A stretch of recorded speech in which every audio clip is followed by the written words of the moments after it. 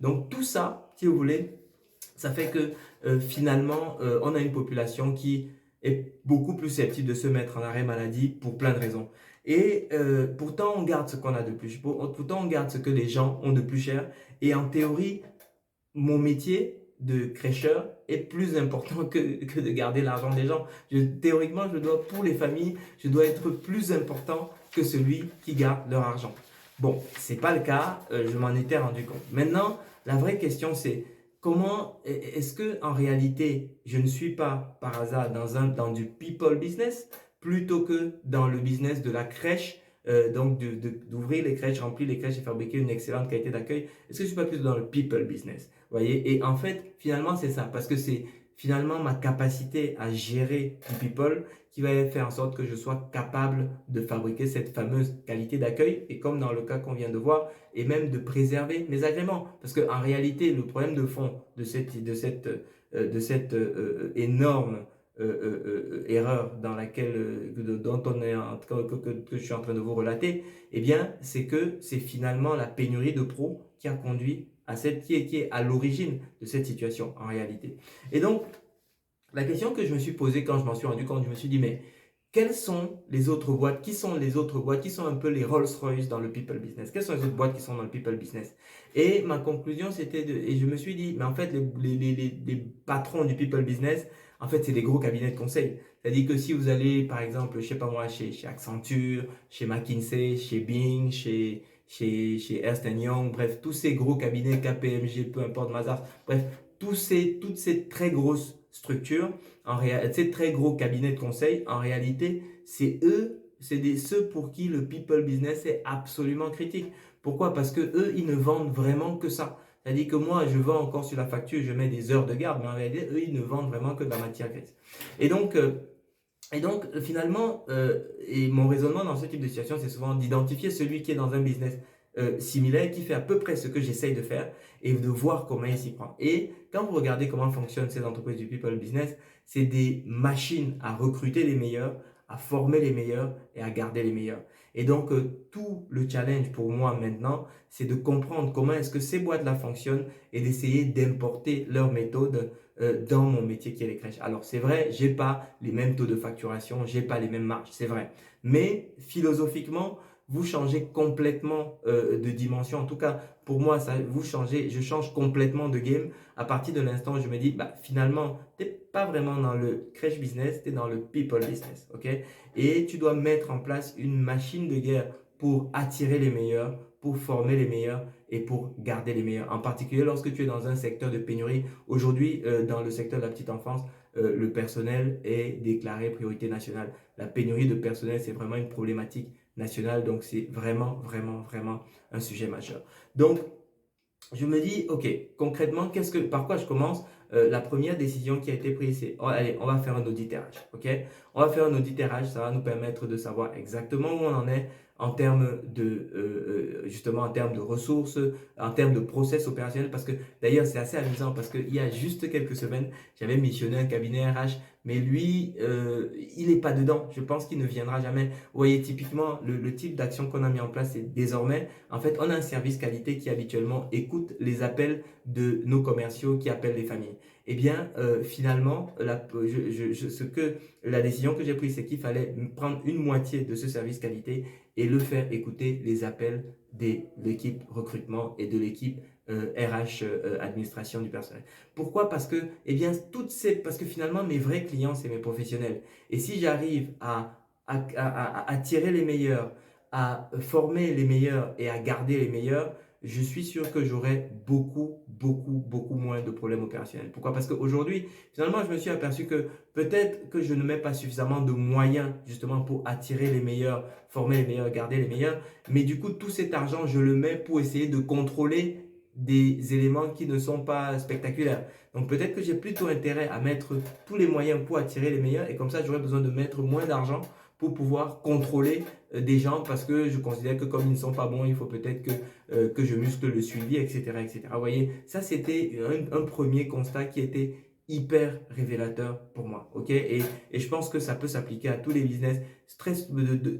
Il arrive souvent qu'on mette de l'argent à un endroit pour résoudre un problème, alors qu'en réalité, ce qu'il faudrait, c'est mettre de l'argent en amont pour que le problème n'existe pas. Si le problème n'existe pas en amont, vous n'avez pas besoin de le résoudre en aval. Il est toujours plus facile et moins coûteux de ne pas créer un problème plutôt que de le créer et ensuite de dépenser de l'argent pour le résoudre. Vous voyez? Donc, c'est aussi banal que ça, mais manifestement, bah, ça m'avait échappé sur ce coup-là, ou en tout cas, c'est cette situation aujourd'hui qui me fait en fait me rendre compte de l'importance de cette règle et de l'importance de l'appliquer dans mon activité. Donc, ensuite, le deuxième point que je me suis noté, c'est que il était extrêmement important. Je me suis aussi aperçu qu'il est extrêmement important en réalité d'avoir une vraie relation de confiance finalement entre les personnes qui gèrent mon people et mon people en lui-même. Parce que le retour que j'ai eu justement en échangeant avec ma communauté, c'est oui, mais en fait, en réalité, je savais que sur cette crèche, le personnel, ça n'allait pas, mais je l'avais dit à la RH, mais ceci, cela, mais ils ont pas, ceci n'a pas été fait, cela n'a pas été, etc., etc.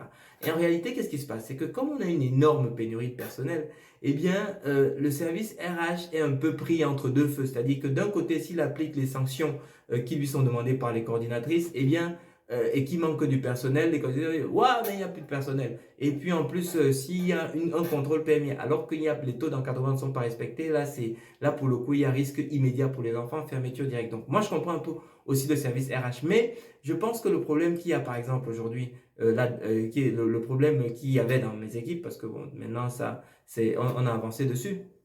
Et je pense que ça, c'est quelque chose qui arrive dès que la boîte commence à prendre un peu de taille, vous avez des services un peu structurés. C'est que, eh bien, le service RH n'osait pas dire directement aux coordinatrices, mais oui, mais attends, si on licencie telle personne, si on se sépare de telle personne comme tu le demandes, tu seras en sous-effectif là, finalement, tu ne pourras plus faire tes missions et on va s'exposer à d'autres risques. Et quitte à ce que les gens ne soient pas contents, mais au moins que le message soit clair. Et donc, ça, c'est un élément qu'on a instauré vraiment dans le process de façon à ce que tout le monde puisse le comprendre, l'accepter. Peut-être que les gens ne sont pas contents, mais au moins l'information, elle est claire pour tout le monde. Aujourd'hui, je pense qu'on avait tendance à faire un peu ça et à ne pas forcément mettre en pratique les mesures qui étaient demandées par les professionnels, mais c'était une énorme erreur. Donc ça a été une des décisions qu'on a prises, c'est transparence totale entre les services RH, entre les services support et les équipes d'encadrement sur le terrain. Transparence totale. Vous voulez, quelque chose est demandé, si vous le faites, vous dites que vous le faites. Si vous ne le faites pas, vous dites pourquoi vous ne le faites pas. Prends le temps d'expliquer à ta collègue qui est sur le terrain pour quelle raison tu ne peux pas le faire ou tu ne peux pas le faire dans les délais qu'elle le souhaite. Tomber d'accord sur quelque chose et même si vous n'êtes pas d'accord, que tu sois clair sur ce que tu vas faire. Et non pas que tu ne dises pas et que tu espères qu'elle oublie, etc. Les gens ne sont pas dupes, les gens s'en souviennent. Ensuite, je suis allé maintenant un peu plus loin. Vous vous souvenez, elle avait dit, quand elle était arrivée, quand elle avait démarré, par exemple, quand elle était venue en visite 3-4 mois plus tôt, elle avait dit, j'en ai marre, de toute façon, je vais fermer. Eh bien, ce qui s'est passé, c'est que j'ai dit, mais pourquoi est-ce qu'elle avait dit qu'elle avait marre à ce moment-là? Et là, eh bien, ma coordinatrice m'a révélé deux sources de problèmes que je trouve qui sont également extrêmement révélateurs en leçons et qu'il faudrait que je partage avec vous. Ce que je vous propose, mais aujourd'hui, je voulais déjà m'en tenir là et partager avec vous, voilà, sur ces premiers éléments où mes yeux ont été ouverts justement par un partage, par cette réflexion du pourquoi, et comment est-ce que toutes ces leçons que j'ai apprises à travers cette erreur monumentale qui m'a forcé pour la première fois en 15 ans d'activité à fermer une crèche. Alors c'est vrai qu'il n'y a pas de motif de fond, c'est vrai que voilà, on est là malheureusement, je fais un peu les frais de notre bureaucratie nationale, parce que c'est rien d'autre que ça. C'est-à-dire, c'est une nana qui est derrière un bureau et qui a un droit de vie ou de mort sur des gens qui créent des emplois, qui rendent des services aux familles. D'ailleurs, pour vous dire, c'était une catastrophe parce qu'il fallait annoncer aux familles tard dans la soirée qu'on ne pourrait pas accueillir leur enfant le lendemain. C'était une vraie catastrophe en termes d'organisation. Mais Voilà, c'est un peu les problèmes de la bureaucratie de notre pays. Je suis pas le premier, je suis pas le dernier, je pleure pas dessus. Mais voilà, je voulais partager ces leçons avec vous en espérant que ça en éclaire quelques-uns.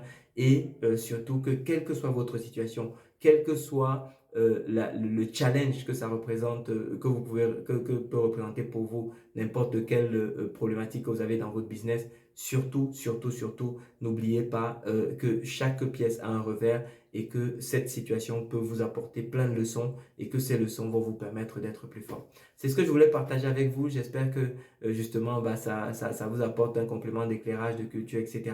Que vous soyez dans le business de la crèche ou dans n'importe quel autre business. Mon nom est Armel Aminci, berceau des rois. Et si vous avez aimé, faites ce que tout le monde dit de faire d'habitude. Je crois inscrivez-vous.